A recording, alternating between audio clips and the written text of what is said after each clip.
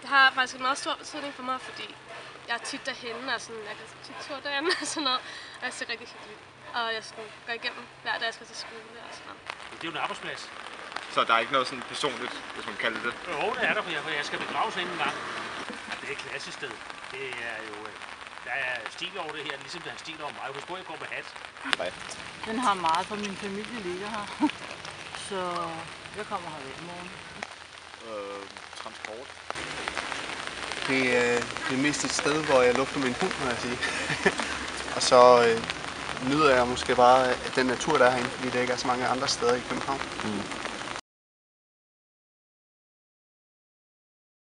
Altså det, jeg har noget imod, det er om sommeren, når de unge piger ligger topløse og næsten bundløse. Jeg tænker på meget ældre mennesker, der kommer her. Og de bliver dybt farvet, og jeg kan godt forstå det, for det er ikke nogen partner, vel? Det er mega fedt. Jeg gør det også selv, og jeg er sådan, mine veninder og så køber sådan en kæmpe bakke jordbær, og så også sidder derinde. Det har jeg det rigtig fint med. I virkeligheden så synes jeg, at døden er alt for tabubelagt. Så det, at man ligesom kan sidde og hygge sig og have nogle gode stunder blandt de døde, det kan jeg meget godt lide. Da københavnerne mange gange, eller ofte ikke kan blive enige om at lave deres baggård om til nogle små grønne oaser, som de burde gøre, så er det jo klart, at man må bruge de oaser, der er tilgængelige.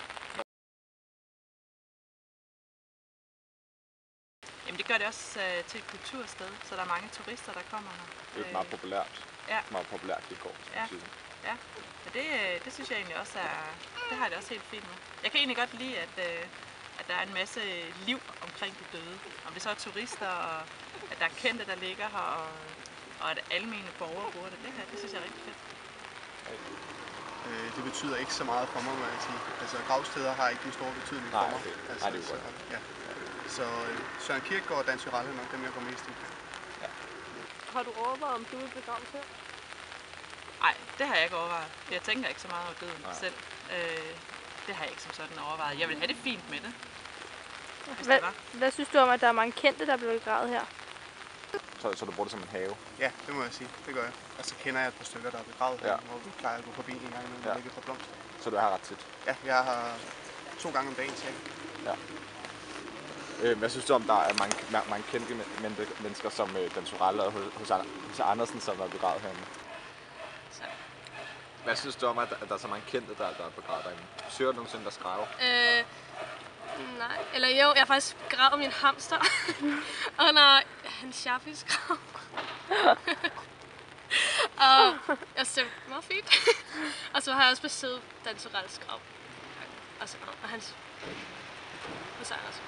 Hvad synes du om, at der er mange københavnere, som bruger det om haven om sommeren, som en have om sommeren? Altså, det synes jeg er helt vildt fedt. Er det noget problem med det? Nej, altså, overhovedet ikke. Jo, altså, hvis de sådan smider skrald og sådan noget, det synes jeg er dårligt set.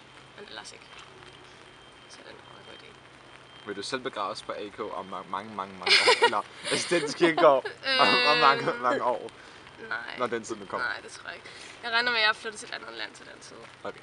Men der er jeg boet her, så lander jeg. Okay.